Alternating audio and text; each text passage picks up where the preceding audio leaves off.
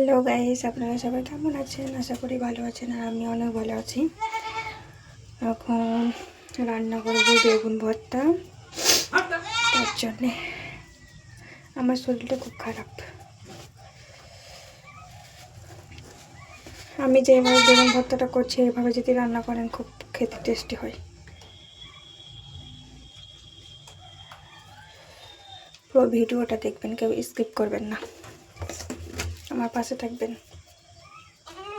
এই ভিডিওটা যদি ভালো লেগে থাকে সবাই লাইক কমেন্ট শেয়ার করে যাবেন। সাবস্ক্রাইব তো অবশ্যই করবেন প্লিজ। দেখুন বেগুনের সাইজটা কত বড়।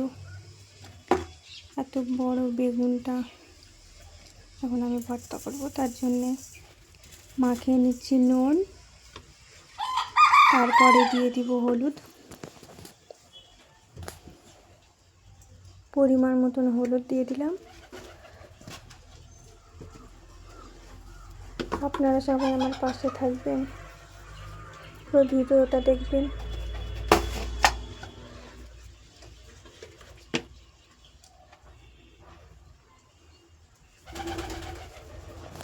দিয়ে দিলাম লঙ্কা গুঁড়ো পরিমাণ মতো, আপনারা যেমন ঝাল খান সেরকম দিতে পারেন।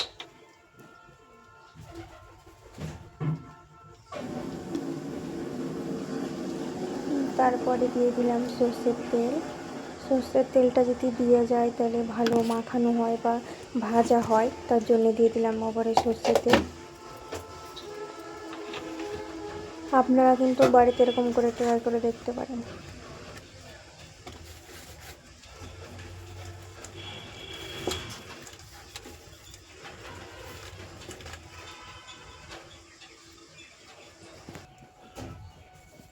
দেখুন আমার নুন হলুদ মাখানো হয়ে গেছে। এবার গ্যাসে বসে দিব প্যানটা।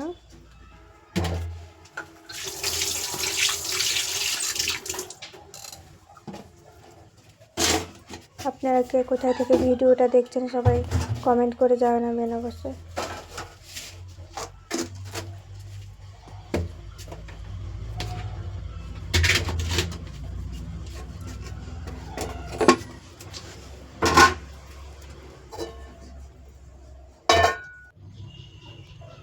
দেখুন গ্যাসে কড়াইটা বসে দিয়ে দিয়েছি, তেল। তেলটা গরম হয়ে গেছে। এবার দিয়ে দিলাম বেগুনগুলো, নুন হলুদ মাখিয়ে রেখেছিলাম আগে থেকে সেই বেগুনগুলো। দেখুন কতটা বড়, তার জন্যে কড়াইও তো মারছে না, দুটো দিয়েছি।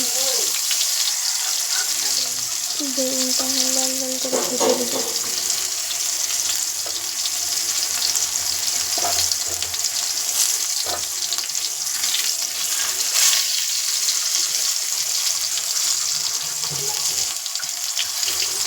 প্লিজ সাবস্ক্রাইব করবেন। আপনাদের একটা সাবস্ক্রাইব আমি আমাকে এগিয়ে যেতে পারি।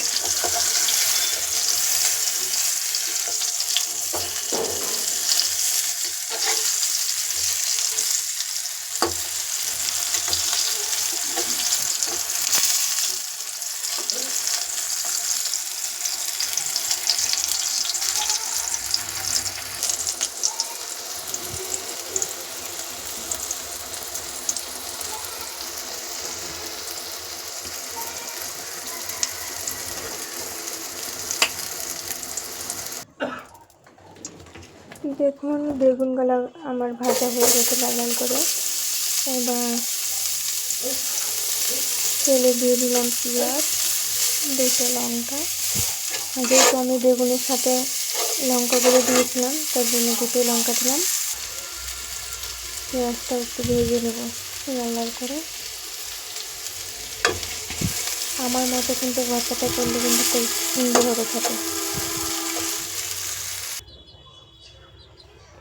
দেখুন লঙ্কাগুলো হাত দিয়ে, মানে কি বলে এটাকে, আমাদের এখানে তো বলে ভালো করে হাত দিয়ে দেখুন মাখিয়ে নেব বেগুনটা। দেখুন আমার ভালো করে মাখানো হয়ে গেছে। যতটা দেখতে ভালো লাগছে ততটাই টেস্টি হয়েছে খেতে।